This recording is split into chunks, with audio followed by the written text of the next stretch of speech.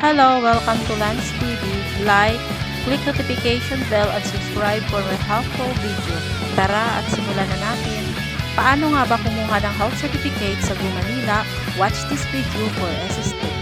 Sa mga wala pang account, click nyo sign up para makagawa kayo ng inyong account. Ako kasi mayroon ng account, so login tayo sa mga may account na.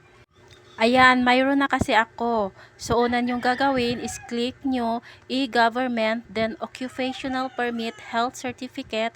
After that, select nyo lang ang new. Pagbago ka pa lang. Then, click proceed. Okay, step 1 na tayo. Ito ay personal information nyo lang na kailangan yung i-fill up, okay? Sa step 2, ito ay yung iba niyong information tulad ng phone number nyo, civil status if married or single. So, for easy, di ba? Sa step 3, patungkol naman ito sa transaction information kung saan kayo magtatrabaho at kung anong posisyon ang inyong in-applyan. Then, click submit. At ganito nalalabas dyan, naka-indicate kung ano test gagawin at magkano babayaran nyo. Then, click proceed. At mapupunta na kayo sa schedule appointment test. Yung mga kulay blue na nakikita nyo dyan, yan available slot. Select nyo lang ang araw na gusto nyo.